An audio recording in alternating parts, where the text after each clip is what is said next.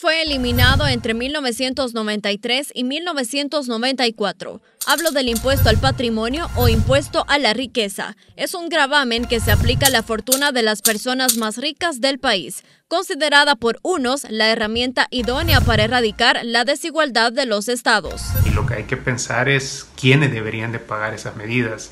La Constitución de El Salvador señala que los impuestos, tasas y derechos deben de hacerse a partir del principio de capacidad de pago, es decir, que quienes tienen más deben de pagar más. Venir y castigar adicionalmente a las mismas empresas, a las mismas personas, pues lo que hace es que cada quien busca un lugar donde pueda tener una mejor rentabilidad, donde no sea castigado por invertir, ¿verdad?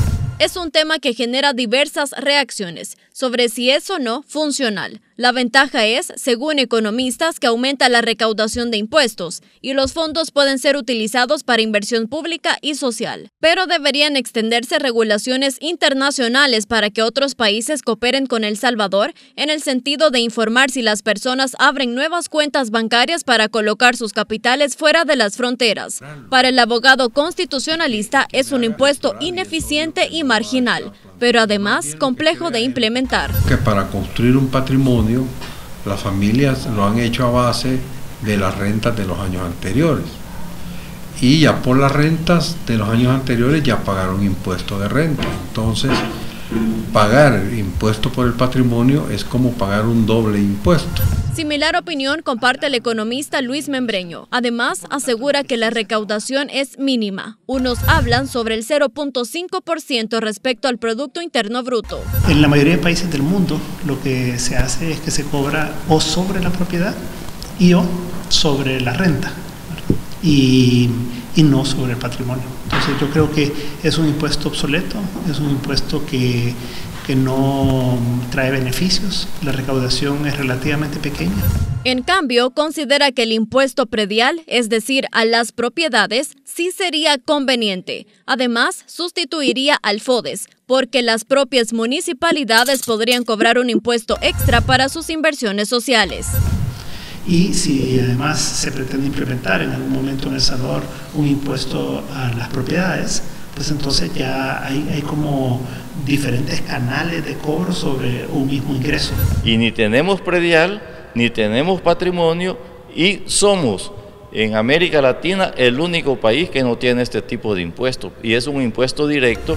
Para los que opinan que sí, ¿cuál sería el porcentaje idóneo? ¿Debería incluir dinero efectivo, joyas, vehículos, casa, empresas, inmuebles, muebles? ¿Sería o no prudente que queden los bienes que poseen en el exterior? Es decir, ¿bajo qué determinado valor podría ser aplicado? Según el economista Ricardo Castaneda, a aquellos que tengan patrimonio de más de $500,000 y aplicarse con tasas progresivas. Entonces creo yo que se podrían plantear tasas que fueran hasta el 3%, es decir, tasas bajas, pero que permitirían en términos totales y globales que el Estado pueda recaudar recursos.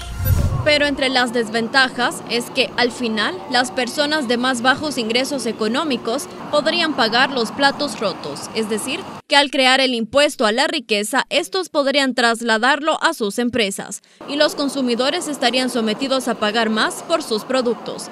Pero por el otro lado dicen que los impuestos directos difícilmente afectan al cliente.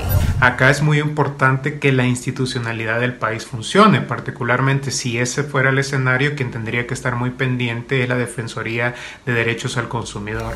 Mientras que los impuestos directos es más difícil poderlos transferir. Pero no es imposible.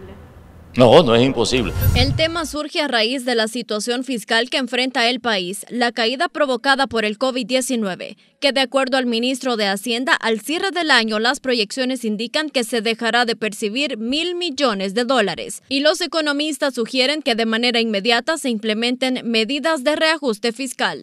Queremos ser enfáticos, nosotros no estamos implementando nuevos impuestos, para nada, no estamos incrementando el IVA, no vamos a incrementar el impuesto sobre la renta, es más, este es el momento, como digo, de liberar los impuestos al consumo, como lo estamos haciendo con el CES.